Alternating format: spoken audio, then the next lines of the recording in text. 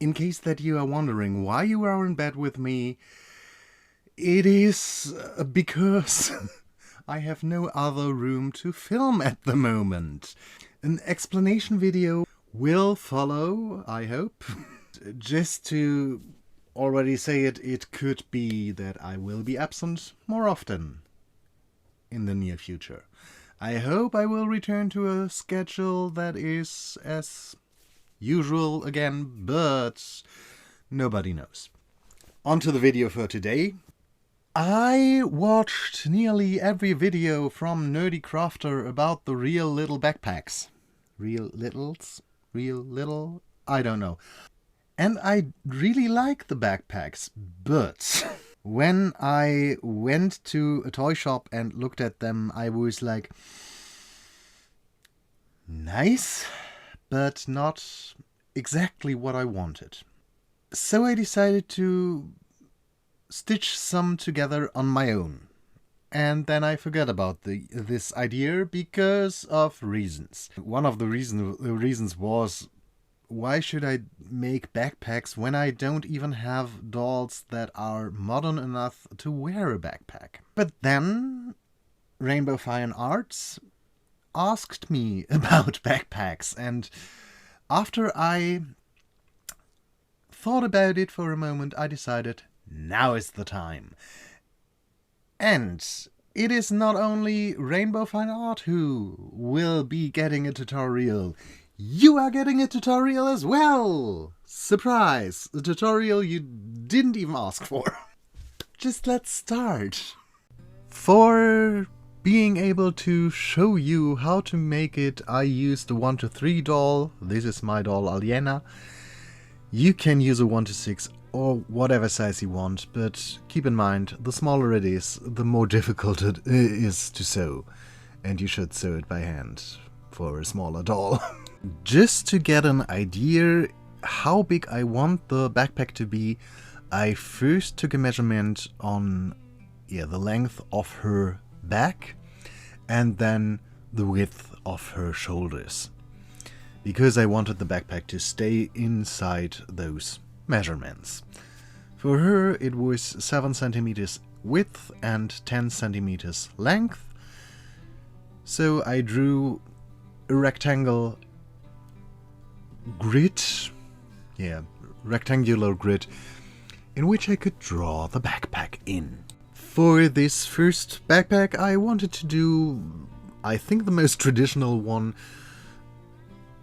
a rounded top, and on the bottom I just rounded the edges a little bit, and that is the shape I have for the front and the back of the backpack. I wanted to have 2 open pockets in the front of the backpack, so I traced the pattern and just decided where I want the diagonal line to go, because I decided to have a more diagonal, or 2 diagonal pockets instead of 2 that are straight across. If you want to do a different kind of pocket, you could take a look at my video about doll pants, because there I talk about quite a variety of pockets.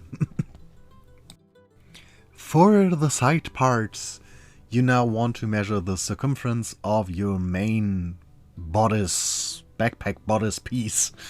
And I normally just note them or write them down on the corresponding piece, so on this one that I have in my hands now.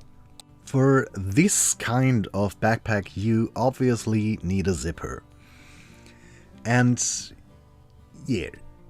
just make sure it is long enough. This one I have in hand first is too short for my likings, so I take out a second one. That was better. If you don't have a zipper that is the right size, you can cut it to size. Just make sure that you secure the ends. When I measured the length of the zipper, it was quite perfect, because I could split the circumference in half and had the same amount for the zipper part than for the non-zipper part. I just had to decide how wide I want the sides to be. I chose to make them 5 centimeters wide. Later in the end, when I stitched everything together, I removed 1 centimeter because it looked quite wide. So for the pattern, I first drew out one piece with the width of 5 centimeters and a length of 15, just because the whole circumference was 30 centimeters, and 2 smaller pieces with the same length, but both of them only 2 centimeters wide, because I decided I wanted to show nearly 1 centimeter of the zipper part. For the second backpack, you first draw down the bottom of it, because everything else depends on this part. It is, more or less a half circle that is rounded and squished a little bit. At least for me. You can make it a complete circle, but I think the half circle part looks a little bit nicer. For the square that will form the biggest part of the backpack, you first measure the circumference of your bottom part. The circumference will be the width of your square, and the length is again the measurement I took from the torso length.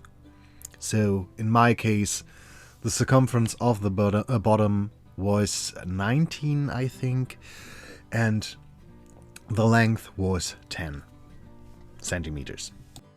Most of the top of the backpack will be gathered, but I want a flap that goes over it. So first you have to decide how big you want the flap to be. I decided on 4 centimeters, and from there just drew a shape that I liked for the flap. With that, our 2 patterns are finished. Let's trace them onto fabric.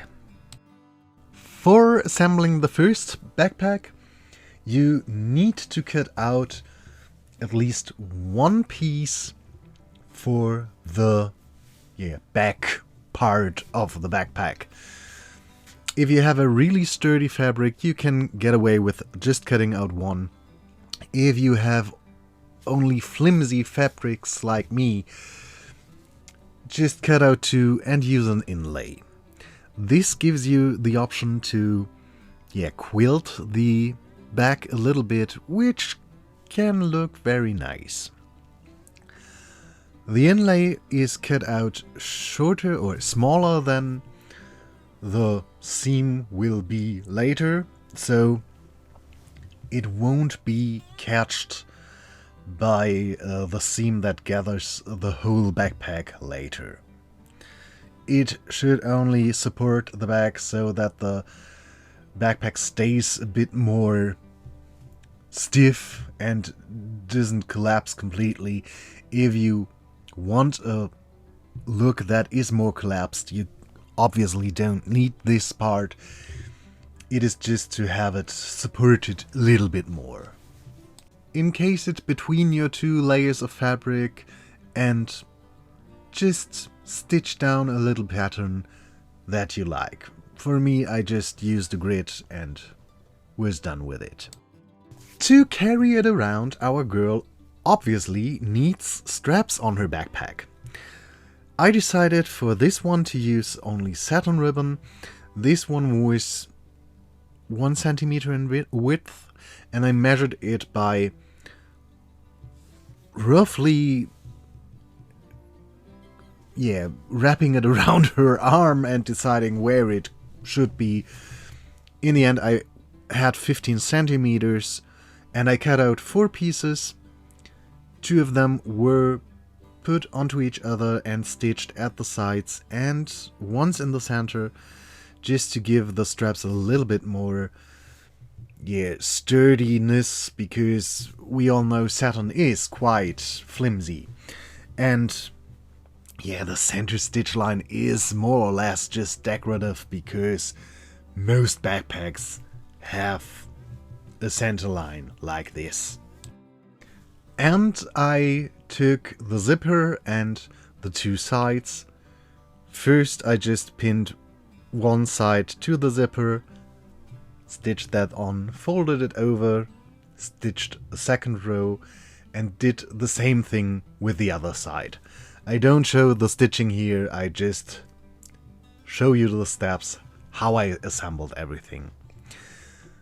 After these three pieces were prepared, I went to the sewing machine for the first time. Returning from the sewing machine, I made a mistake straight away. I cut away the seam allowance of the pocket of the backpack, because I thought I would get away with encasing it in the satin ribbon I wanted to use. But it was too thin, so I had to stitch it onto the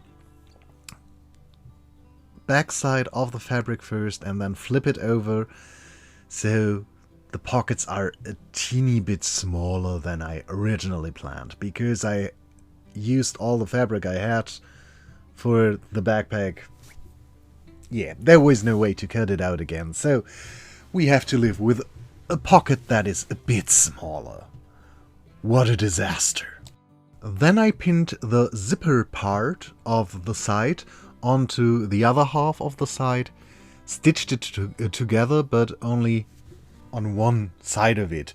The other one just got hemmed, because I feel it is easier to attach to the rest of the backpack while still being open, and just close the rest of it when everything is assembled by hand. Before returning to the sewing machine again, I pinned the straps onto the back of the backpack, and then I could stitch everything up again. For the front pocket, it was now time to take the piece, slap it onto the front part, stitch it or pin it together, then turn it around, and I made a mark at the center front just so I could make some stitches to have two pockets there.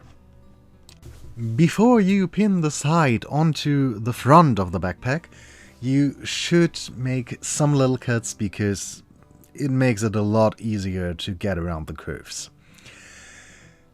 Second, I decided to put the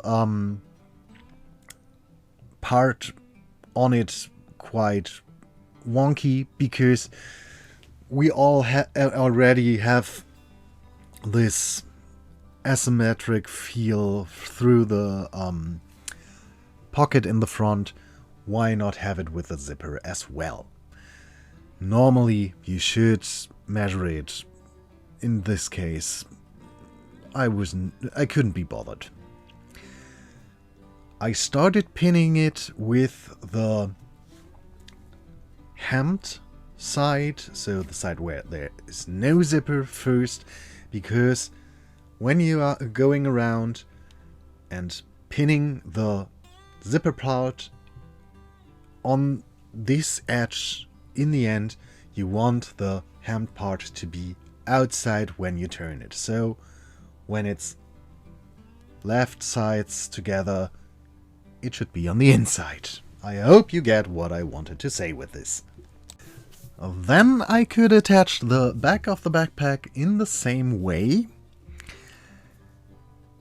I think it is a good decision to first do the front and then the back, because when I attached the back, it was a bit more difficult.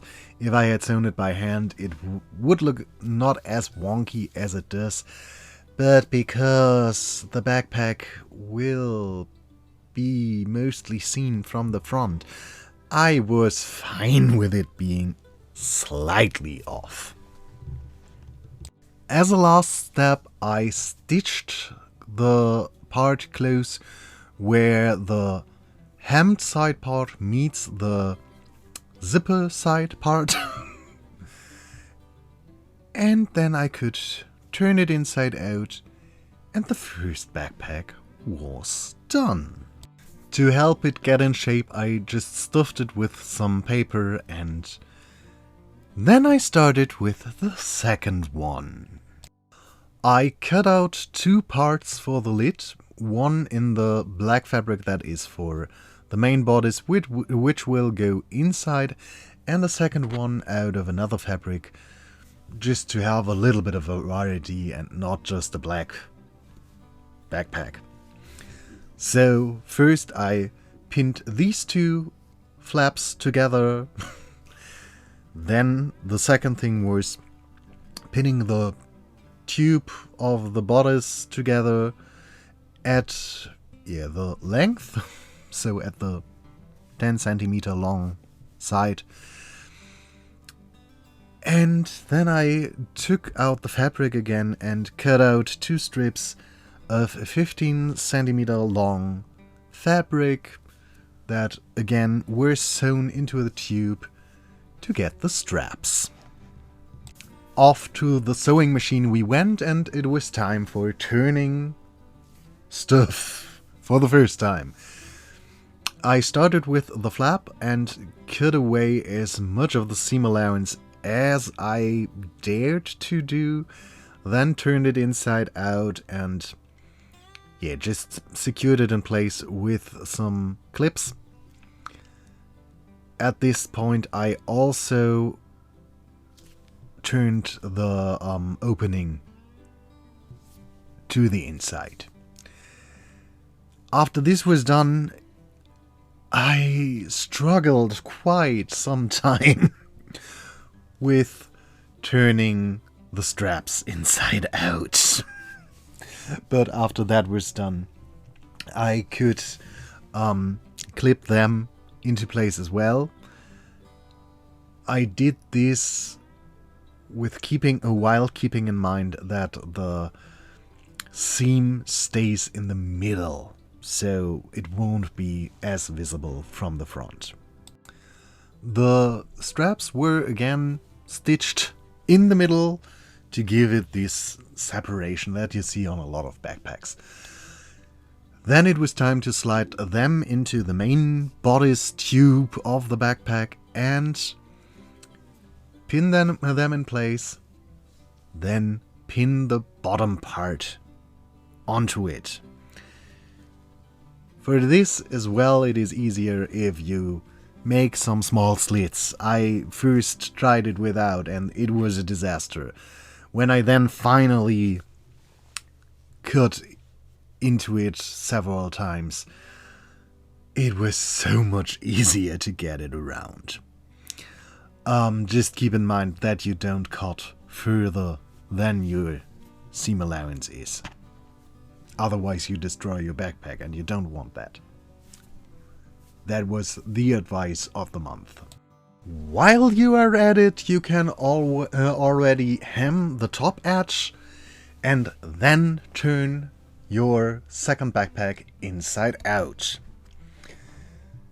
As the last thing you sew on the sewing machine, if you use one, you now attach your straps to the top of the backpack, put your flap over it and just stitch it together with one line of stitching. And most of it is done. To close it, I stitched on a snap onto the flap and onto the main bodice of the backpack. Then I took out some grommets and put them in, 3 on every side. Stitched down a piece of leather string onto the back and put it through the grommets, and with that you can just close the backpack, first with a bow and then with a snap. And now that these 2 are finished, you can decorate them as you like. Because leaving them like this is a little bit plain. So, the first two pictures are with the patterns. If you want to take a closer look on them, either you have to stop the video or you have to look at my Facebook or Instagram. Then you can take a closer look at them to know how I did the backpacks. Yeah, I hope you enjoyed this video and found it a little bit useful. I really did enjoy to make it, and now I really want to give her a new outfit that suits the backpacks a little bit better.